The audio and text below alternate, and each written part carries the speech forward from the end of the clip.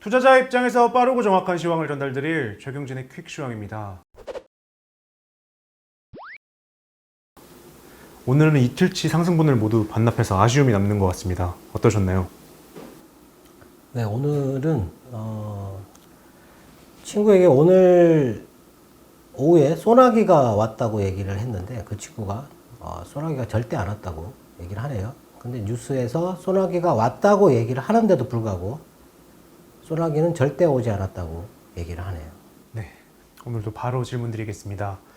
오늘 시장은 아침부터 너무 맥없이 무너진 것 같습니다. 어제 미국 시장 분위기는 굉장히 좋았는데 무슨 일인가요? 네, 오늘은 시장은 빠졌는데요. 설명하기에는 아주 쉽다고 생각합니다. 네, 뉴스가 나왔을 때 그 뉴스에 맞게끔 딱딱 움직였기 때문에 뭐 그 뉴스 때문이다라고 보면 될 것 같고, 오늘 뉴스가 이렇게 많습니다. 근데 이 뉴스 중에서 단 두 줄만 영향을 줬기 때문에 그것만 얘기를 하는 게 맞을 수도 있는데, 그래도 뭐 어떤 일이 있었는지는 짚고 넘어가는 게 좋을 것 같아서 빠르게 얘기를 하겠습니다. 오늘 아침에 시작했을 때 외국인이 선물 매도가 30분 만에 5천억 정도 쏟아지면서 이상하다라고 생각을 했고, 그리고 이거는 어제 발사된 미사일 때문이 아닌가 이렇게 생각을 했었는데 그게 아니고 역시나 오늘도 홍콩 때문이다. 어제 제가 홍콩 시장이 중요하다고 말씀드렸는데 홍콩 때문입니다. 지금은 빠졌는데 이게 거의 뭐 반등을 못했어요. 근데 11시부터 외국인은 코스피 매도를 마이너스 1,700억 정도까지 가다가 줄이기 시작해가지고 그거를 마감할 때는 매수로 전환을 했고, 코스닥 시장도 매도해서 약간 매수를 줄이기는 했어요. 근데 선물 시장에서 마이너스 1조 2천억까지 늘어나던 선물을 줄이기는 했는데 그렇게 많이 줄이진 않았다. 근데 그게 2시 넘어서부터 한 2천억 정도 줄였다. 그리고 어제 유럽은 빠졌는데 미국은 올랐거든요. 미국 시장 같은 경우는 뭐 마이크로소프트 때문에 올랐다라고 보면 될 것 같고요. 그 외에 뭐 다른 특별한 뉴스는 뭐 지표 조금 나온 게 있었고, 예. 유럽이 왜 그렇게 많이 빠졌을까? 유럽도 아마 홍콩 때문에 빠지지 않았을까 싶은데 어제 유럽의 경제 지표는 그렇게 썩 좋지는 않았습니다. 영국의 물가 상승률이 3.2%가 나왔는데 지금 현재 유럽연합의 물가 상승률은 2% 전후인데 영국이 이탈하고 나서 어제 8월 달에 물가가 급등했어요. 2%에서 3.2%로. 네. 1997년 이후에 최고치 상승입니다. 영국이 물가를 급등한 거는 유럽하고 큰 상관이 없을 것 같은데 어제 유럽의 7월 산업 생산은 7.7%로 10.1%에서 줄었고요. 캐나다의 8월 인플레이션이 4.1%로 3.7에서 올랐습니다. 네. 그리고 8월에 미국 수출입 물가 지수가 거의 다 이렇게 했어요. 네. 수출입 물가 지수가 하락했으니까 물가가 이번에 떨어졌으니까 뭐 그런 거하고 연관되지 않을까 싶고, 그리고 뉴욕의 9월 엠파이어 스테이트 제조업 지수가 34.3이 나왔습니다. 지난번에서 30 정도였는데 급락했다가 18 정도로 급락했었죠. 그게 다시 34로 이렇게 올라왔다. 9월 달에. 예. 9월 달에. 그리고 미국 산업 생산이 5.9%, 이전치가 6.6%였는데 줄었고, 제조업 생산도 5.9%로 7.4에서 줄었어요. 네, 이런 건 안 좋은 거였는데, 엠파이어 스테이트 제조업은 늘었고, 그리고 설비 가동률이 76.2에서 76.4로 높아졌다. 네, 가동률 이거 중요하거든요. 네. 뭐 그런 게 좋은 건데, 아침에 미국 언론 두 군데에서 미국 국민들의 실질 소득이 감소했다. 마이너스 0.9% 정도.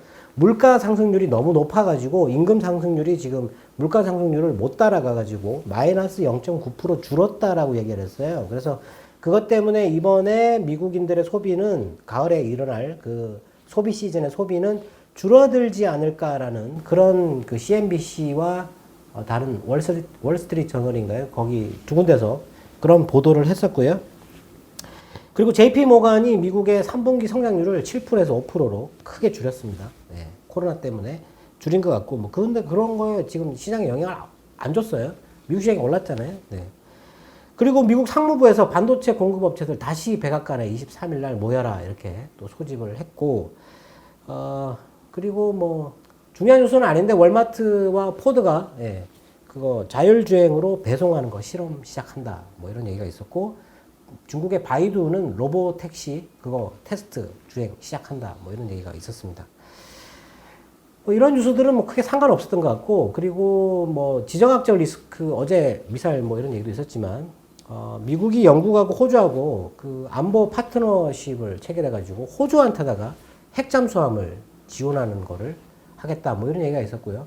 독일 군함이 중국 상해에 기항을 하려고 했는데 중국에서 오지 말라고 했습니다. 예, 거절을 했고. 그리고 8월 유럽에 자동차 판매량이 마이너스 18% 급감했다. 예, 이제 뭐 이런 뉴스는 크게 영향이 없을 것 같은데, 이게 지금 코로나 초기 때 그 판매량보다 더 낮은 수치예요, 이게. 예, 안 좋은 거죠. 네. 근데 이거는 반도체 부족 때문에 일어난 거기 때문에 더 이상 악재가 아니다, 이렇게 보면 될 것 같고, 아침에 일본의 수출이 급감했고 수입이 급증해가지고 무역 수지가 적자가 나왔습니다. 8월 달에. 예, 예.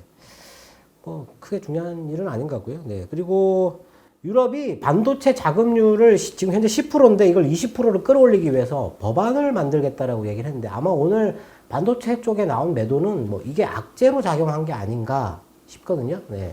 오늘 반도체 쪽에 갑자기 매도가 많이 나왔어요. 이유도 없이. 그리고 글로벌 파운드리가 2021년 그 전장 반도체 생산을 2배로 높인다, 이렇게 얘기를 했거든요. 네, 이러면은 이건 자동차한테 좋은 뉴스가 되겠죠. 네.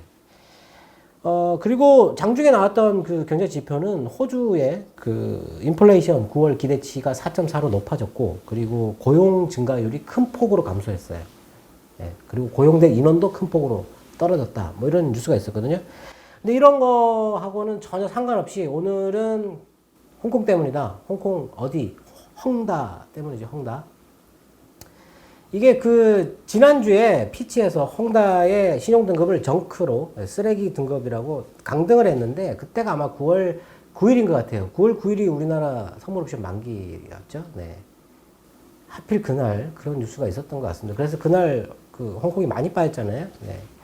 그러고 나서 이제 헝다가 뉴스가 지금 계속 나오고 있는데, 오늘 저도 이제 헝다 관련돼 가지고 물어봤는데 부채가 2조 위안 정도, 그래서 한 350조 정도 된다, 뭐 이렇게 얘기를 하는 것 같은데, 지금 현재 이 회사가 부채 비율이 480%예요. 480%. 그리고 단기 차입금이 9천억 위안 정도 되는데 현금 자산이 867억 위안. 이 현금 이거밖에 없는데 10분의 1밖에 없는데 지금 단기 부채가 그만큼이라는 거예요. 이 이자를 23일 날 지급을 해야 되는 게 있는데, 이거 만약에 지급 못하면 이제 뭐 부도 난다, 뭐 이런 얘기가 도는 거죠. 네. 근데 그 만일에 이게 부도가 나게 되면 뭐 금융위기랑 연관해가지고, 예, 뭐 리먼 브러더스 사태랑 뭐 이렇게 연결을 지어서 얘기를 하는데, 이건 그 정도 파급력은 없습니다. 예. 이게 파급력이 있다면 채권 시장이 반응을 미리 지난주에 정크로 떨어뜨렸을 때 반응이 있었어야 돼요. 물론 헝다 그룹의 채권 가격은 폭락했거든요. 그때 폭락했는데 다른 채권 시장 쪽은 반응이 전혀 없었어요. 그렇기 때문에 그런 정도의 파급력은 없다라고 보면 될 것 같고요. 다만 주식 시장에서는 파급력이 있다. 예, 상당한 파급력이 있을 겁니다, 이게. 근데 이자를 지급할지 안 할지는 모르죠. 예. 그것 때문에 빠졌다, 뭐 보면 될 것 같고, 올라가는 거는 또 다른 뉴스가 나와서 올랐습니다. 네. 오늘 시장은 명확한데, 예, 조금 흐름이 많이 안 좋았던 거죠. 네. 네. 말씀처럼 오늘도 홍콩 시장은 크게 하락했습니다. 이제 내일 연휴 전 하루가 남았는데요. 어떻게 대응해야 할까요? 네, 일단 이게 이자 지급일이 23일이에요. 그러니까 연휴 지나고 나서 목요일인데 그 안에 뭐 여러 가지 얘기가 있겠죠. 그리고 오늘 그 홍콩 시장에서 홍콩 채권 시장에 중국의 특정 기업 투자자들이 투자할 수 있도록 채권 시장을 개방한다고 얘기를 했어요. 오늘 그 발표를 했거든, 중국 정부가. 예, 근데 물어보니까 이게 이미 뭐 그렇게 될 거다라고 얘기를 하고 있었는데 오늘 그게 발표 난 거예요. 예. 근데 오늘 헝다 그룹이 채권 거래를 중단시켰어요, 오전에. 11시 정도에 중단한 것 같아요. 그래서 홍콩 시장이 급락했거든요. 근데 중단했지만 내일 다시 재개할 거다라고 얘기를 했고, 그리고 2시에 중국의 기관 투자자들이 홍콩에서 채권을 투자할 수 있다, 이런 얘기를 했어요. 그러고 나서 홍콩 시장이 갑자기 올라가다가 다시 내려왔거든요. 예. 얼마나 영향이 있을까? 과연 중요한 거는 중국의 기관 투자자들이 이 헝다의 채권을 사주느냐 하는 겁니다. 사줄 건지. 중국 정부가 대놓고 지원을 못 해주겠죠. 근데 금융기관에서 채권을 사줄 수 있잖아요. 네. 근데 채권을 사줄 것이냐? 그게 이제 가장 중요한 부분인데 오늘 홍콩 시장이 반등을 못했다라는 거예요. 예. 중간에 그 발표가 나왔을 때 올랐다가 내려와 버렸는데 일단 혼란스럽다. 예. 그게 지금 현재는 제일 중요한 겁니다. 채권 중단 때문에 빠졌고, 예. 채권 투자 허용해 주는 것 때문에 올랐습니다. 예. 우리나라 시장 반등도 그때 그것 때문에 나왔어요. 나왔다가 다시 밀렸잖아요. 네. 아직 명확하지 않다. 투자를 시작을 해줄지 안 해줄지. 내일 헝다그룹 채권을 거래를 하는지 안 하는지 봐야 됩니다. 네. 근데 연휴가 있잖아요. 연휴가 있는데 홍콩 시장이 저렇게 빠지면 내일도 만약에 빠진다 그러면 내일은 매도 욕구가 터지겠죠. 예. 그러면 조금 대비를 해야 된다. 예. 근데 이게 연휴 기간 동안에 그렇게 불안한 마음을 안고 헝다그룹이 부도가 나느냐 안 나느냐 뭐 이게 그런 거를 안고 넘어갈 필요가 있겠느냐. 저는 개인적으로 그렇게 생각을 하는데 매도할 게 없다. 그러면 할 수 없고, 네. 근데 뭐 매도할 게 있으면 저는 오늘 현금화를 조금 했는데 현금화를 일부를 하는 게 좋지 않을까 싶거든요. 네. 일단 뭐 그거를 좀 생각을 해봐야 되지 않을까 싶습니다. 네. 네. 오늘도 따로 종목별로 언급해 주실 것들은 없을까요? 오늘은 삼성 SDI가 갑자기 많이 빠졌어요. 뭐 배터리 분사한다 뭐 이런 소문을 또 퍼뜨려가지고 언론사에서. 근데 이거 확인하지도 않은 이런 뉴스를 왜 내보내는지 모르겠는데 이거 나오자마자 회사에서 아니다라고 얘기를 했어요. 예. 이거 뭐 회사에 물어보고 이런 기사를 내는 건지 모르겠습니다. 그리고 오늘 증권사에서 이건 불가능하다라고 얘기를 했어요. 왜냐하면 삼성 SDI의 주력 사업은 배터리이기 때문에 이걸 분할하면 뭐 이게 남는 게 없는데 분할을 왜 합니까 이거를? 그렇게 얘기를 했거든요. 예. 제 생각도 그런데 하여튼 뭐 반등을 조금 하긴 했다라고 보면 될 것 같고 그리고 중국의 철강이 감산이 예정대로 지금 착착 진행되고 있습니다. 그래서 철강 가격이나 이런 게 안정적이고 더 좋다. 그래서 오늘 철강주들이 올랐다. 뭐 이렇게 보면 될 것 같고요. 그리고 자동차 디스플레이 패널 구동 칩이 있거든요. 이게 있는데 이게 디스플레이 패널 자동차에 이제 그 디스플레이가 큰 게 들어간다고 제가 봄에 강조를 했잖아요. 네. 이게 전년 동기 대비해 가지고 39%나 급증했네요, 판매가. 그래서 이게 칩이 여기 이제 구동 칩이 들어가는데 이 구동 칩이 부족한 게 완화되기 시작했다. 뭐 이런 얘기가 있습니다. 이거를 만드는 회사가 팹리스 회사 중에 있죠. 팹리스 회사가 텔레칩스. 이게 이제 그 디스플레이 구동 칩을 만드는 회사고. 그리고 LX 세미콘. 이건 뭐 주로 LG 쪽에 들어가는 건데 이쪽도 뭐 구동칩 그쪽이고요. 그리고 뭐 어버브 반도체나 뭐 제주 반도체 뭐 이런 것들 팹리스가 있긴 한데 이거는 뭐 디스플레이하고 상관이 없습니다. 예. 하여튼 뭐 그런 쪽으로 또 뭐 관심을 좀 갖고 봐야 되겠다 싶고요. 그리고 오늘 그 SK 이노베이션 그 임시주주총회에서 배터리 분사를 통과가 됐어요. 네. 근데 많이 빠졌죠. 네. 그리고 오늘 우리나라의 그 우주 발사체 고체 연료 기관 그 분사 시험을 했는데 성공했어요. 네. 우리나라의 기술이 계속 이렇게 발전하고 있는 게 상당히 좋습니다. 네. 뭐 군사력도 그렇고 이런 그 위성 관련된 이런 것도 좋고 좋은 것 같고 그리고 2차 전지 관련된 주들이 계속 올라가니까 이쪽에 자꾸 무슨 소문이 자꾸 나오고 이게 매수가 자꾸 붙어요. 네. 하락하지 않았으면 좋겠습니다. 네. 이것 때문에 지금 시장이 지탱되고 있다고 보기 때문에 빠지지 않았으면 좋겠는데 하여튼 근데 이쪽은 지금 너무 과도하게 매수가 붙고 있다. 거의 뭐 올인하고 있어요. 뭐 몇몇 투자자들이 기관 투자자들이 좋은 모양이 아닙니다. 근데 오늘 같은 경우는 사는 것만 산다. 효성 이 형제들 2차 전지 사는 것만 산다. 화학주들 오늘 그 정도로 뭐 시장에 자신이 없다 이렇게 볼 수도 있고 뭐 이렇게 좀 그 보수적으로 접근한다 이렇게 볼 수도 있는데 좋은 흐름은 아니죠. 좋은 흐름은 아닙니다. 그리고 애경 유아가 오늘 또 올랐어요. 근데 제가 얘기한 안정권에 못 올라오네요. 하여튼 뭐 빨리 올라오면 좋다라고 보면 될 것 같고 동화성이 제가 얘기했는데 오늘 급등이 나왔습니다. 호재가 나왔는데 안 오르잖아요. 그러면 뒤에 올라갈 가능성이 매우 높거든요. 좀 그렇게 보면 될 것 같고 어제 하나마이크론 급락했는데 뭐 루머는 아니고 일단 그건 잘못된 거고 뭐 아까 뉴스 보니까 그 하이닉스 측에서 아직 결정을 못 하고 있다. 그렇게 얘기를 했는데 제가 볼 때는 뭐 그 이 패키징 하는 회사가 큰 회사가 몇 개 없어요. 예, 몇 개 없기 때문에 대안이 그렇게 많지 않을 겁니다. 네.